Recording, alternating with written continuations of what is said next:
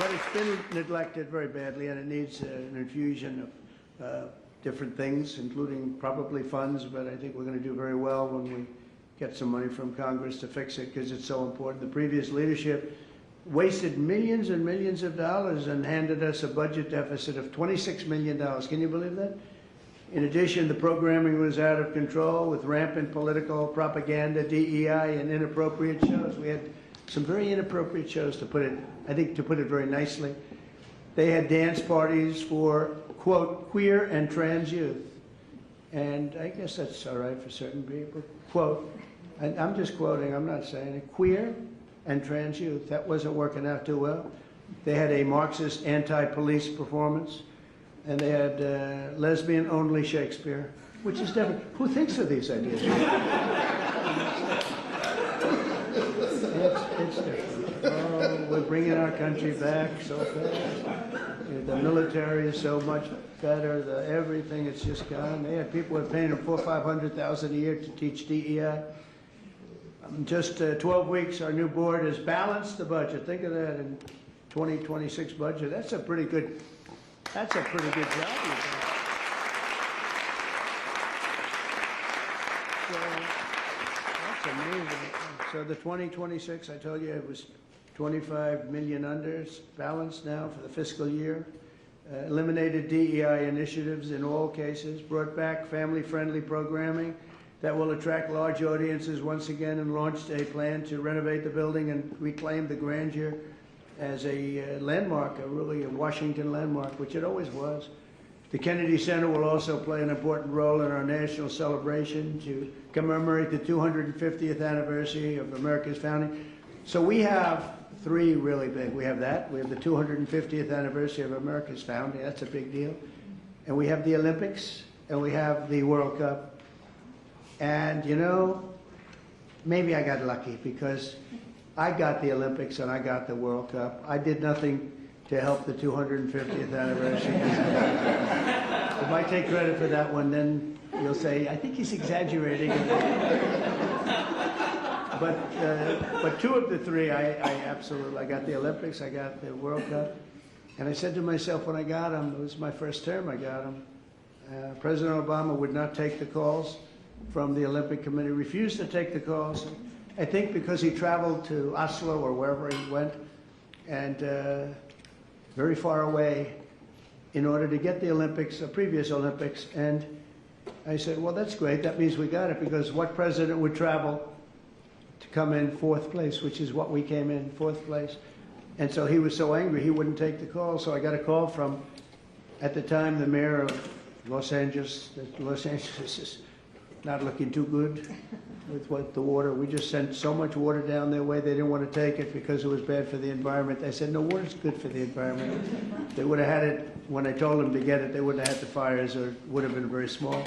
But we took so much, and we were looking at the Olympics, we were looking at other things, and Obama went there, and all that travel, all that everything, and think, who would go there unless you know the answer? You have to know the answer. You can't be embarrassed as president. No president's ever done that.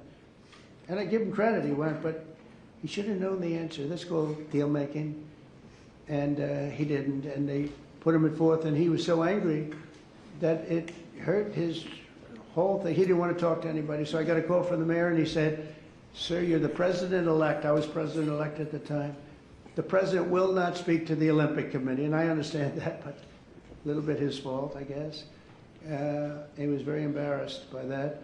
And I said, I'll speak to him. And I spoke to this gentleman who was obviously Scandinavian, seriously Scandinavian, and very nice.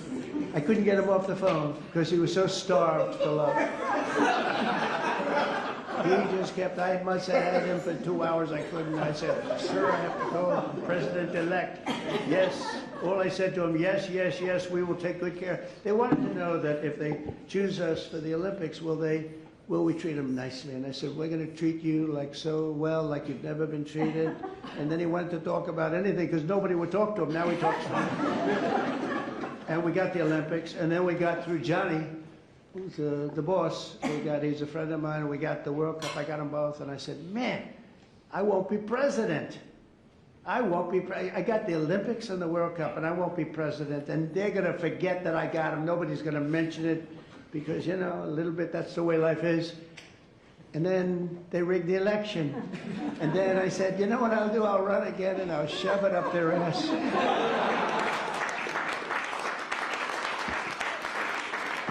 that's what I did, and all of a sudden, I then realized, I said, you know what?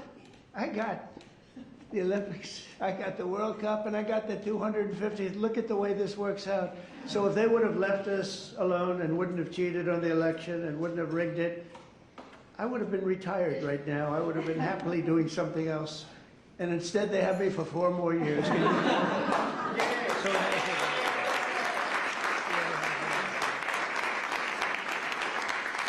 So instead of putting forward programming that tears our country down and tears our country apart, the Kennedy Center should be the nation's premier venue for lifting up the best of our country and lifting up the American arts, theater, music, and culture. And together, it's really an honor to be like, I mean, I have so many friends on the board. It's a hot board, just like we have a hot country. You know, we have a hot country. Our country was stone cold 8 months ago. It all began on November 5th. Does everybody know that that was the election day?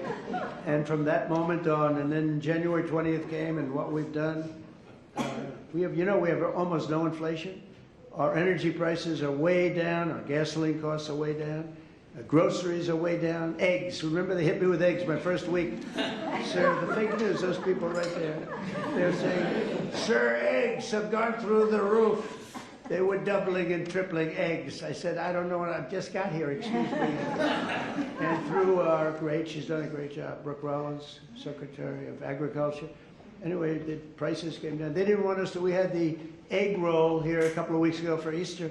They didn't want us to order eggs. They wanted the eggs to be made out of plastic. They wanted plastic. I said, I'm not going to do that.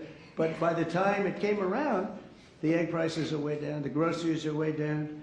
Everything is way down. We are just doing great. If you think of it, no inflation. And we're taking in billions, hundreds of billions of dollars in tariffs, which we never did before. We got a hot country right now. We have a country that people are proud to be a part of. So we're going to honor the legacy of President Kennedy's great legacy. And we'll create the best and most beautiful home for the performing arts anywhere in the country, and many other things also. I want to thank you again. We're going to have some fun working together. We're going to make this a fun project. That's what I thought.